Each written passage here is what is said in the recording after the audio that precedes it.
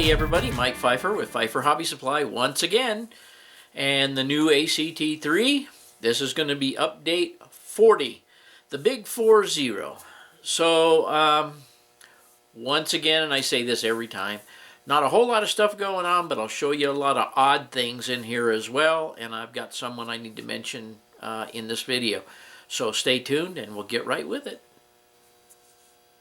Okay, there's something I want to start out with. Two things, actually. Three things, four things. I don't know. There's going to be several things I'm going to start out with. But the first thing we're going to start out with is number one. Don't let this scare you. I'm using some chemo cream on my face right now. It scares me. So anyway, just wanted to warn you. The second thing is I would like to thank a gentleman by the name of Harold Leach. He's a customer of ours. And he saw one of my videos on the model cars back here. And he sent me that Fiat double dragster box right there the other day with both kits unopened inside. Totally unexpected, and I surely appreciate it. And I've had two folks send me model kits recently, and I'm really happy to get them. You know, every time someone does that, it's makes me feel good inside that someone thinks of me, number one. And number two is all of these kits just, I've said it before, just take me back to my childhood. So anyway, I would like to thank Harold in this video for sending me that Fiat dragster kit. Now we're going to take a look at something else that belongs to Robin. Well, I don't know whether we can call this in reality an anniversary present, but Robin finally got herself a new car. It's been years since we've actually bought a new car. I have been kind of a Chevy guy, but we went and looked at we went to actually look at the MKC, which is a smaller version of this car. And as we were walking through the showroom, she spotted the Nautilus, the new Nautilus, which is actually the old, it's a revamp of the MKX Lincoln. And we just liked the fact that it had a little bit more room in it. This one it's a reserve model, but it's not fully loaded. But it does have everything that we would ever want in it. And we're expecting that this is probably going to be the last car we ever buy. But anyway, she's happy with it. I'm happy with it. We really enjoyed it when we drove it. And it, as you can see, it fits well in the garage. We didn't want to get something too big, something too small. So anyway, just showing you Robin's new car. And now let's move back into the train room. Okay, we're back to the nausea cam, but I got the mine touched up and foliage around it. Also, if I swing the camera around here, I've put a bunch more yuccas in than I had last time, and more ground foliage around. And I do believe now that I'm done with this back area. So now we can move out to the city here. Although I have to finish some stuff over here on this side. Now, as I swung around there, made you kooky, I have put a little bit of stuff along the river here. I did put some yuccas up on the side of the hill here. I did put some trees down in along the riverbed. I did put some bushes and trees back by the dam, and some ground cover and some ground foliage along here. And as you can see, I've added trees in the foreground and in the background around the lake. I still have some kind of foliage to put over there, so as kind of a little view block in between there, so you can't really see where the river's coming from. That remains to be done yet. A little touch up here and there. Coming down this way, I actually put some more lighter color on this side of this hill to try and blend it in a little better to this hill here. Put some ground cover along, base ground cover along the top of that hill up to about that marker post for the turnout. Now, I guess since we're going this way, we'll just keep going.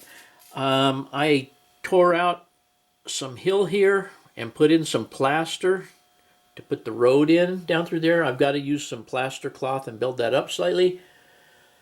Put the road in down there along the front of the junkyard, scrap metal yard. I have, well, you've seen it sitting in place. I have the track where it goes, and I now have some cork building up the opposite side of the track there. So now all I've got to do is some scenery along the bottom, and then I've taken the fence off from the back side, as you can see, and all I've got to do is make my gate that I wanted to make there, an opening gate. Worked with I think I had told you that I wanted to use a switch machine, a slow motion switch machine of some type, and make a gate that opens with a push button there and closes with a push button to get the train in and out of the scrap yard. I'll go ahead and put more fence. In fact, I have the fence laying here.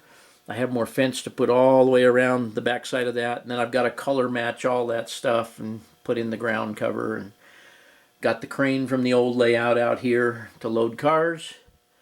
The last time we spoke, there was a bunch of, no, not a bunch, there was 3 locomotives sitting here that I said needed repair. We can go, if I can get over the vacuum cleaner, we can go down here. We'll come back there in just a second. Step over my tripod. Those locomotives are now sitting down there at the roundhouse, repaired. 2 of them had broken, they were Atlas with a yoke type drive that had split yokes. Those of you who have Atlas locomotives with that type of drive are probably perfectly familiar with the split yokes that split in there, and then it doesn't drive one into the other or the other of the locomotive. We're going to shoot back around here real quick. I hate to drag you back and forth, but as you can see, I blended color here all the way around. I had to take some material out of the inside here because the locomotives were hitting there. I don't know if I mentioned that in the last video. I have the color on the plaster here. I have the color on the plaster for the most part around the highway bridge. Got some color back in here. That'll have some ground cover on top of it, and it'll blend along this red line here. But nevertheless, you can kind of see how that's going to work out there. Still don't know what kind of industry is going to go in here. Now you can kind of look down there and see where the road is going to go and then cross the track. Now we're going to go back down here where I did the road up the hill. Okay, I'm trying to think of everything that I've done lately. I went ahead and cut me a template and got my roofing felt put in for the road going up here. I don't have any of, I built the, if as you can see here in this, well, you probably don't remember, but anyway, once I put the road in and got it all glued down, I built the edge of the road out a little bit so that I can put posts all along here and string a cable along there for a barrier to keep cars from driving off of there. As they did in New Mexico quite frequently, and at least in the Southwest. I don't know if they did it anywhere else in the country, but out here we had wooden posts with cable stretched through them. Not stretched through it, but ran through holes in the posts. I did do just a tiny bit of weathering on the bridge, not a whole lot. I plastered in here around the gas station. In fact, I got plaster up on the pole here I got to get rid of. No problem later on. I did paint the driveway to the gas station once again, now that I've got all the work done around it. I had some leftover plaster, so I built this up around here. That'll all be covered with some kind of ground cover. This as well around this side. I did get some plaster put in finally got this all filled in and got this all colored right along here.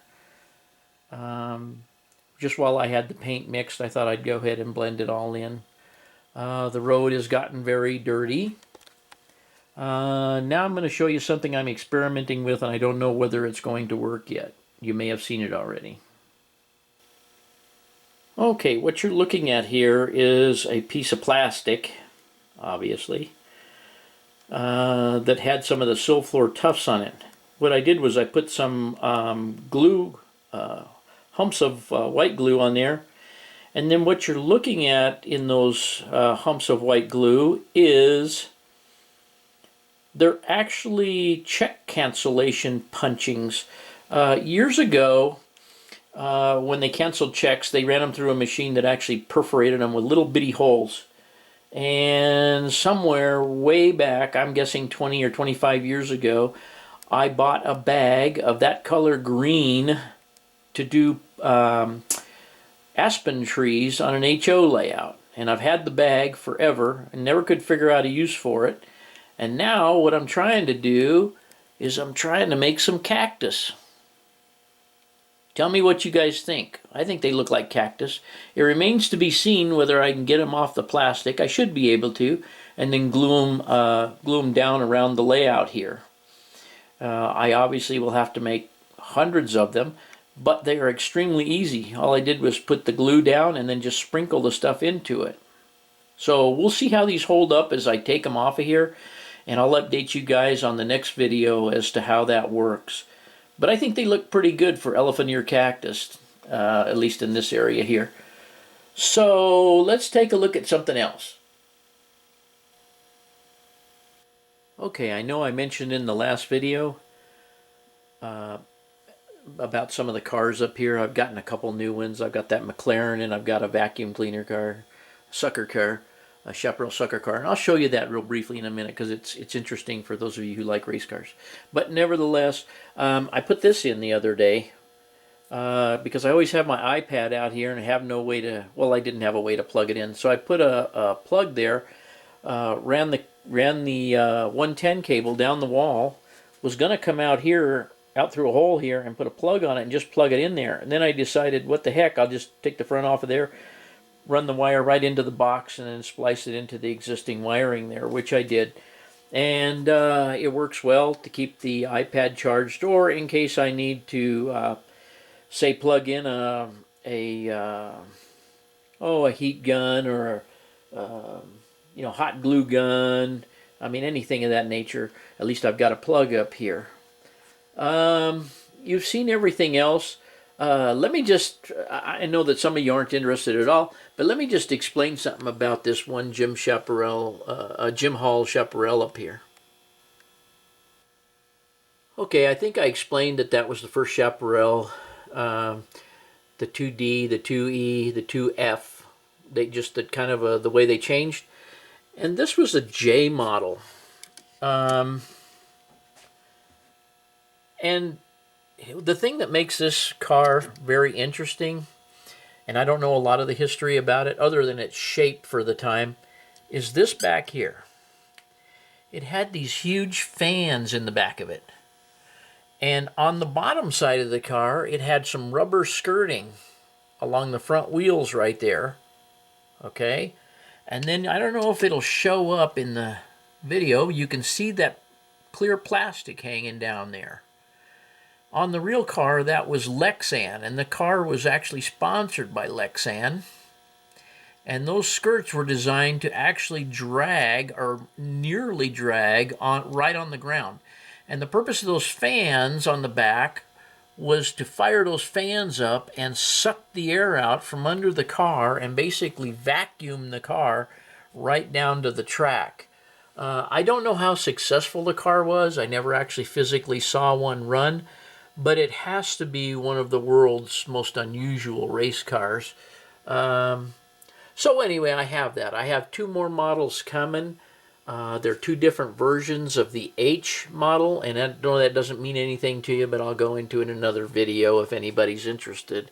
Probably will, even if you're not interested, obviously. Let me think here. What else can I show you? I guess that's about it for today. I thought I had a lot more stuff to cover than that, but I guess that's where we're going to end it up to. Oh, this car. I know this McLaren is, I just liked them. But this car here doesn't really look like it belongs here. It's not a race car. But I'll tell you what it is. It is a 63 Rambler Classic 660. Now, to most people, that doesn't mean much. To me, that was my first car. I had a Rambler 550, basically the same thing with a little less chrome on it. But I had a 550 exactly like that. This one for a 143rd is pretty detailed. It's a Franklin Mint car, straight 6 engine. The little blue thing that you see standing up right there was the biggest foobar in a Rambler engine. That's the oil filter. When you took it off, all the oil ran right down on the fan belt and everything else. Dumb design, but maybe that's why they went out of business. I don't know. But I enjoyed the car. Mine was white with a turquoise top. Where this one's black, mine was turquoise. The bottom of the car was white, but the wheels, hubcaps, everything was identical to that. And that is why I had to have that car. I know that's, there again, I know that doesn't mean anything to everybody, but that's why I have it. I guess that's it. Thanks for watching today, guys, okay? Well, hope you guys enjoyed today's video, and come back and see us again, and thanks for watching.